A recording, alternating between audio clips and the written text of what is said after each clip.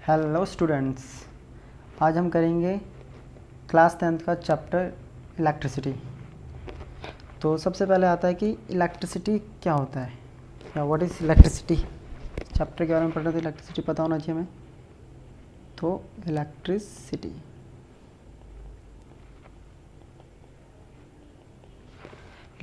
क्या होता है, हमारा स्टडी होती है किसकी, the study of flow of charge. Charge की स्टडी करेंगे हम जब चार्ज हमारा किस में होगा, फ्लो करेगा, इट मीन्स मोशन में होगा। तो ये होता है हमारा इलेक्ट्रिसिटी। क्लियर। अब इलेक्ट्रिसिटी वैसे तो दो टाइप्स की होती है यहाँ पे हमारे पास। इलेक्ट्रिसिटी को चलिए हम दो पार्ट में डिवाइड कर देते हैं। एक होती है हमारे पास स्टैटिक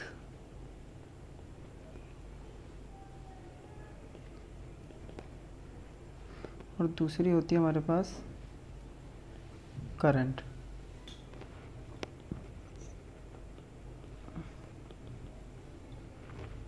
ये होती है जब हमारा चार्ज किस पे होता है, रेस्ट पे।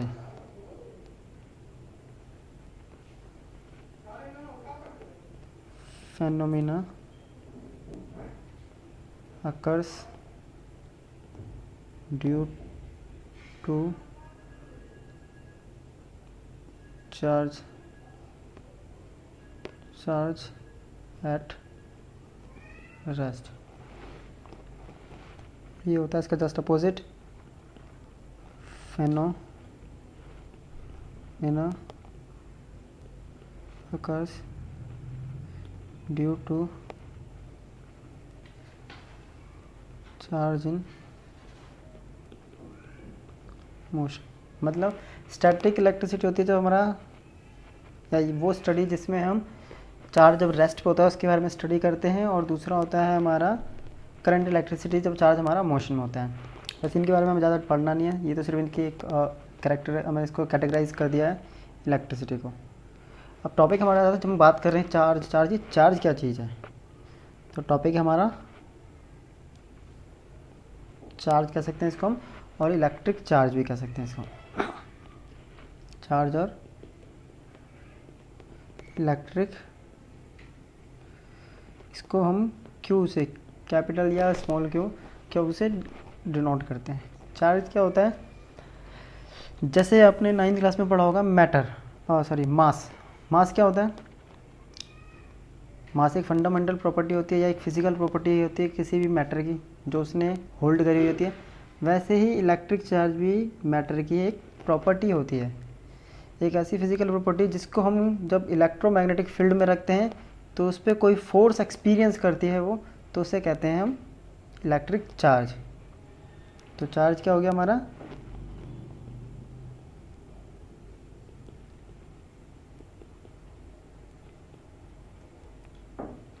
Physical property of matter that causes it to experience a force when placed in electromagnetic field। जैसे कि हम भी एक मैटर हैं, हमें शॉक लगता है, क्यों? क्योंकि हम जब किसी मैग्नेटिक फील्ड में आते हैं तो हमें एक फोर्स लगता है, वो फोर्स उसी फोर्स से हमें पता चलता है कि हमारे पास भी कुछ चार्ज है। तो हर मैटर के पास एक प्रॉपर्टी होती है कि जब उसको हम किसी इलेक्ट्रोमैग्नेटिक फील्ड में रखते हैं तो उस पर कोई फोर्स एक्सपीरियंस करता है, उसे कहते हैं हम इलेक्ट्रिक चार्ज या चार्ज। तो इसकी एसआई यूनिट होती है चार्ज की, एसआई यूनिट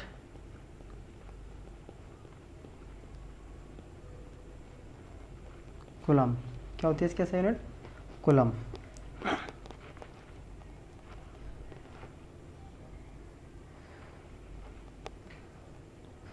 कूलम होती है और इसको हम करते हैं सी से denote.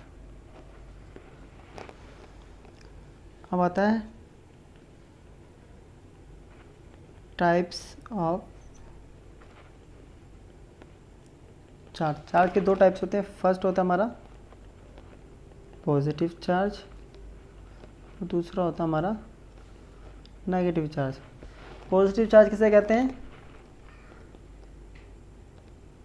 Deficiency of electrons, electrons की डेफिशिएंसी। इट मीन्स जब हम किसी भी बॉडी के पास या किसी भी सब्सटेंस के पास कोई चीज़ ज़्यादा होती है तो क्या करता है, उसको किसी को दे देता है। जब देता है तो उसके ऊपर कैसा चार्ज आता है? पॉजिटिव। जैसे कि हमने उसमें पढ़ा था 9th क्लास में, हमने पढ़ा था आयनिक बॉन्ड्स पढ़े थे कुछ, उसमें हम NaCl का कर रहे थे। जब Na किसी को चार्ज देता है तो उस पर पॉजिटिव आता है। सेम तो वही पॉजिटिव चार्ज होता है जब इलेक्ट्रॉन की उस पर कमी। अब कमी कब होगी? जब वो दे देगा, डेफिशिएंसी ऑफ चार्ज। और जब कोई चार्ज बॉडी चार्ज ले लेती है तो उसके बाद चार्ज कैसे हो जाते हैं? एक्स्ट्रा। तो उसको कहते हैं हम नेगेटिव चार्ज या फिर excess of charge, excess of charge. ये तो हो गया चार्ज के टाइप्स, कोई प्रॉब्लम नहीं। अब आती है चार्ज की कुछ properties.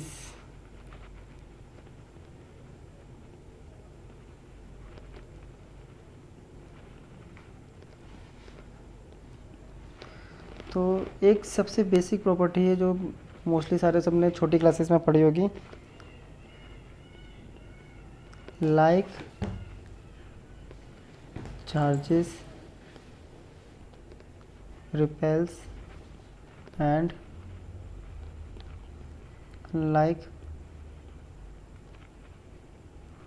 charges attracts। Means like मतलब सेम, जिनकी पोलैरिटी, पोलैरिटी मीन्स होता है किस टाइप का चार्ज है, kind of charge. Polarity positive है या फिर नेगेटिव है। अगर दो पॉजिटिव चार्ज हैं, ये दो पॉजिटिव चार्ज है, तो ये क्या करेंगे? एक दूसरे को धकेलेंगे, इट मीन्स रिपेल करेंगे। और अगर दो अलग अलग पोलैरिटी वाले चार्ज, एक नेगेटिव है, तो ये क्या करेगा? ये इसको इसकी तरफ खींचेगा और ये इसको इसकी तरफ खींचेगा, तो ये अट्रैक्ट करेंगे। सेकंड प्रॉपर्टी हमारे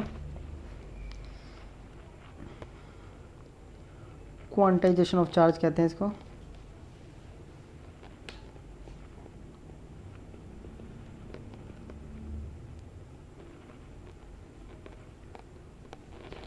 quantization of charge, quantization of charge क्या होता है कि चार्ज जो होता है वो इंटीग्रल मल्टीपल होता है number of electrons.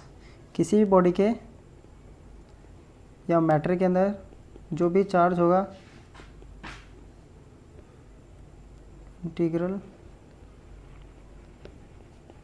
Multiple of electron, integral multiple of electron.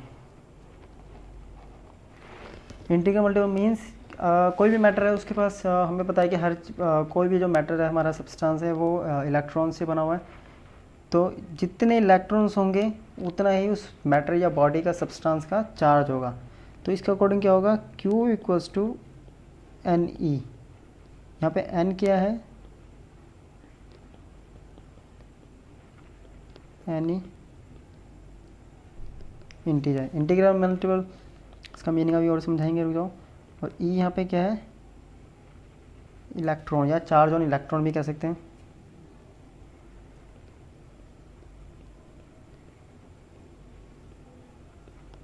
Electron, clear. और इस E की वैल्यू आपको पता है 1.6 इंटू 10⁻⁻19 कूलम। सपोज किसी मैटर के पास इलेक्ट्रॉन है 10, तो उसके ऊपर चार्ज कितना हो जाएगा? उसके ऊपर चार्ज जाएगा 10 into 1.6 into 10⁻⁻19 coulomb. It means Q equals to 16 into 10⁻⁻19 coulomb. ये होता है, इसका मतलब उसके पास चार्ज हो गया, उस मैटर या बॉडी या सब्सटेंस के पास चार्ज हो गया 16 इंटू 10⁻⁻19 कूलम। इसकी सेकंड प्रॉपर्टी, थर्ड प्रॉपर्टी होती है, और इसको कूलम्स लॉ भी कहते हैं, कि the force of interaction between two point charges is directly proportional to the product of charges and inversely proportional to square of the distance between them।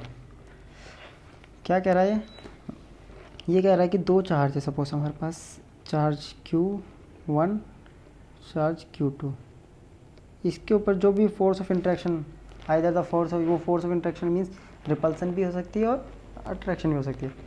तो वो फोर्स ऑफ इंट्रैक्शन जो है वो force of interaction directly proportional होती है charges के product के और इन्वर्सली प्रोपोर्शनल होती है डिस्टेंस के स्क्वायर के।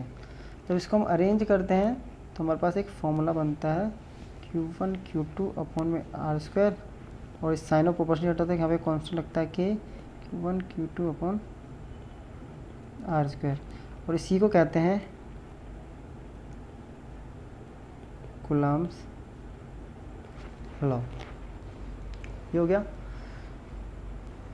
हमारी थर्ड प्रॉपर्टी। अब आता हमारा fourth property, charge is conserved, या फिर ये कह सकते हैं conservation of charge. Conservation of charge means आपने पढ़ा हुआ, जहाँ भी कंजर्वेशन प्रॉपर्टी होती है, कंजर्वेशन लॉ होता है, उसका एक ही मीनिंग होता है neither be created nor be destroyed. तो सेम इसका चार्ज का भी होगा, charge neither be created nor destroyed, it simply transferred from one body to,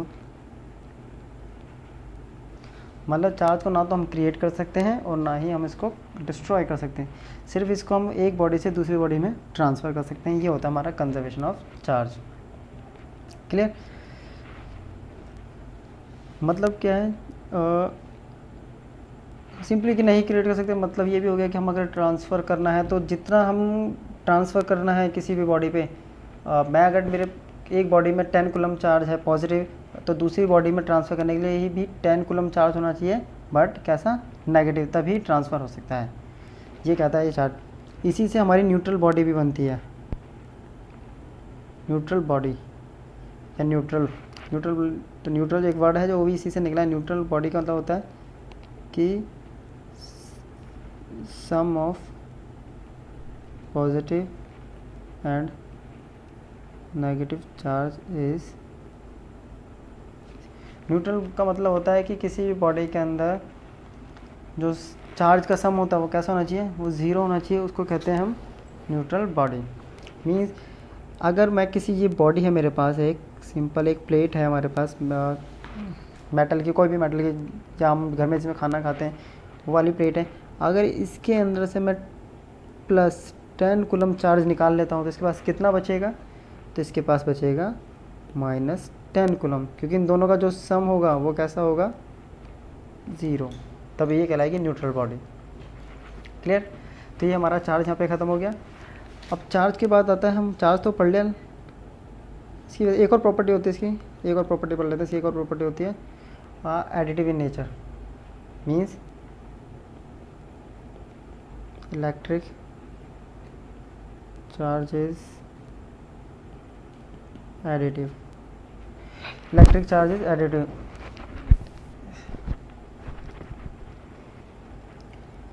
means the total charge is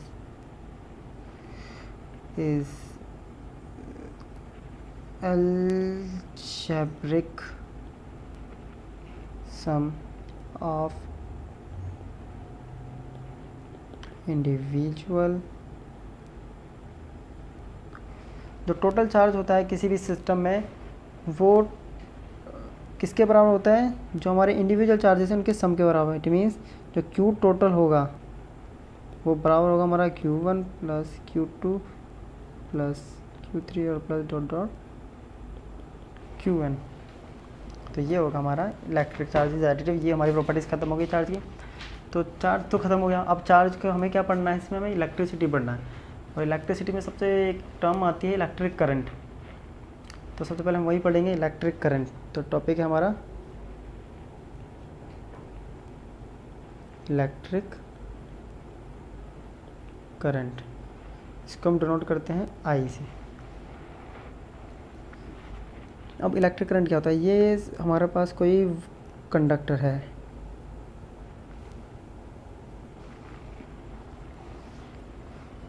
conductor है, हमने पढ़ा हुआ कि इसके पास फ्री इलेक्ट्रॉन्स होते हैं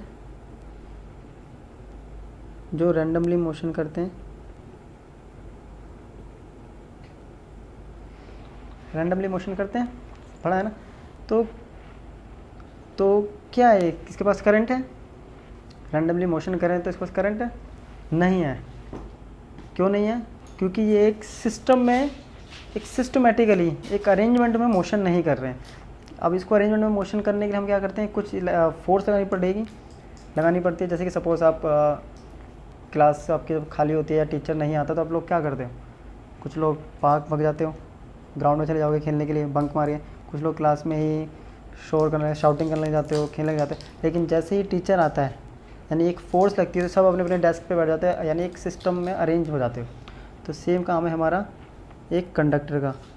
अब हम जैसे ही इस पर फोर्स लगती है तो ये सारे इलेक्ट्रॉन एक सिस्टम में फ्लो करने लग जाते हैं। उस फ्लो की वजह से इसके अंदर क्या होता है, इलेक्ट्रिक करंट जनरेट होता है, उसे कहते हैं हम electric current. It means the rate of flow of charge, यानी ये इलेक्ट्रॉन फ्लो करने लगे। अब जैसे ही ये इलेक्ट्रॉन यानी इनका चार्ज फ्लो होने लग गया तो क्या बन गया, वो इलेक्ट्रिक करंट। तो rate of flow of charge क्या बन गया, हमारा इलेक्ट्रिक करंट। तो इस इलेक्ट्रिक करंट की डेफिनेशन से हम जरा इसकी मैथमेटिकल टर्म बनाते हैं। क्या कर रहा है, इलेक्ट्रिक चार्ज हमारा फ्लो कर रहा है किसके रिस्पेक्ट में, टाइम के साथ। इलेक्ट्रिक करंट को हम डिनोट करते हैं आई से, इलेक्ट्रिक चार्ज को डिनोट करते हैं हम क्यू से, और टाइम को टी से। तो क्या हो गया, ये बन गया हमारा फॉर्मूला बन गया। अब फॉर्मूला बन गया, इसकी निकालते हैं हम एसआई यूनिट। एसआई यूनिट कैसे निकलेगी, इसकी एसआई यूनिट होती है कूलम, इसकी एसआई यूनिट होती है सेकंड। तो क्या बन जाना चाहिए, coulomb second. But coulomb second ना होकर इसकी एसआई यूनिट हम लेते हैं एम्पियर। इसका मतलब क्या हो गया, जो एम्पियर होता है वो इक्वल टू होता है कूलम पर सेकंड। अब यहाँ पे हम पढ़ लेते हैं डायरेक्शन ऑफ करंट।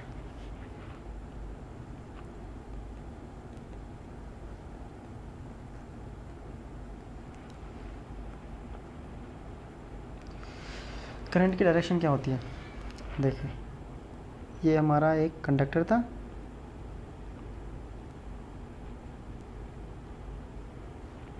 क्लियर। अभी कैसे रन करेगा या कैसे फ्लूइड की डायरेक्शन होगी, हम जैसे इस पर बैटरी अप्लाई करते हैं, ये बैटरी का कौन सा एंड है, पॉजिटिव, और ये नेगेटिव। इलेक्ट्रॉन के पास होता है चार्ज नेगेटिव, तो ये किसकी तरफ अट्रैक्ट होगा, अभी हमने पढ़ा था कि अपोजिट चार्ज अट्रैक्ट करते हैं। ये नेगेटिव चार्ज है तो ये इस तरफ अट्रैक्ट करेगा। जब ये इसकी तरफ अट्रैक्ट करेगा तो करंट की जो डायरेक्शन होती है वो होती है opposite to the flow of electrons, electron के फ्लो के बिल्कुल opposite means positive to negative, या ये कह सकते हैं इसको शॉर्ट में, that is positive to negative. Clear? ये हो गया, हमारी करंट की डायरेक्शन हो गई। अब हम करते हैं जो एम्पियर बना था 1 एम्पियर को डिफाइन। जब 1 एम्पियर को डिफाइन, कभी भी हम किसी भी फिजिकल क्वांटिटी को 1 क्वांटिटी यूनिट से 1 यूनिट से अगर डिफाइन करना है तो उस फॉर्मूले के अंदर जितनी भी वैल्यूज है सबको हम क्या कर देंगे 1 यूनिट।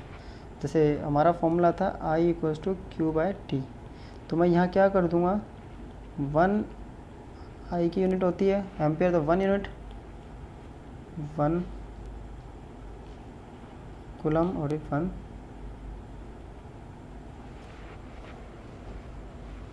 तो इसकी अब डेफिनेशन क्या बन जाएगी, जब 1 कूलम चार्ज किसी कंडक्टर से 1 सेकंड में फ्लो होता है तो करंट कितना फ्लो होगा उसके अंदर, तो उसके अंदर करंट फ्लो होगा उस कंडक्टर से 1 एम्पियर। तो कैसे डिफाइन करेंगे, when 1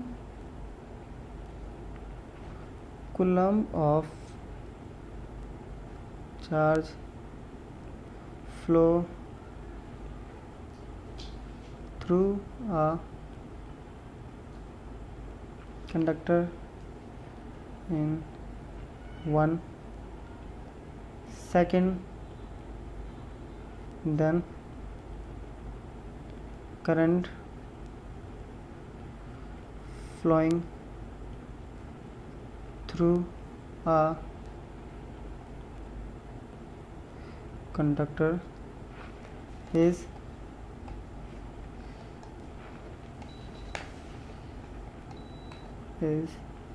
said to be 1 ampere. ये बन गई।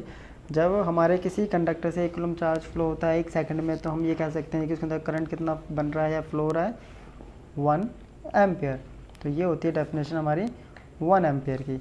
यहाँ से हमारा करंट भी ख़त्म, उसकी डेफिनेशन ख़त्म होगी। तो हमने इसका, अब यहाँ पे हमें डायरेक्शन भी हमने यहाँ पे कर ली। अब एक टॉपिक हमें यहाँ पे करना है, और टॉपिक नहीं कह सकते इसको, कुछ कन्वर्जन है हमारा जो इस चैप्टर में कभी कभी यूज़ होता है। सपोज 1 मिली, ये हमारे प्रीफिक्स होते हैं, ये वैल्यू होती है। तो मिली की वैल्यू क्या होती है 1 मिली, इसको हम लिखते हैं स्मॉल m से। 1 मिली की वैल्यू होती है 10⁻³ दूसरा आता है हमारा माइक्रो, इसको हम नोट करेंगे म्यू से, इसकी वैल्यू होती है 10⁻⁶।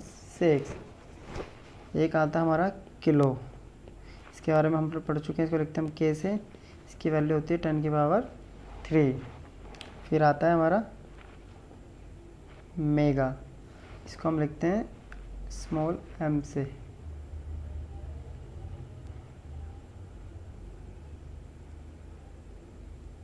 मेगा सॉरी, इसको लिखते हैं हम कैपिटल M से, इसकी वैल्यू होगी 10⁻⁶।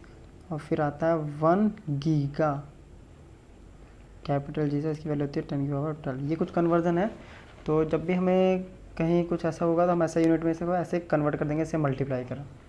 क्लियर? अब एक फॉर्मूला हमारा यहाँ से बना है I = Q/T, बट हम पढ़ चुके हैं Q = NE, तो एक फॉर्मूला बन गया I = NE/T। क्लियर? हमने डायरेक्शन पढ़ ली, ये पढ़ लिया।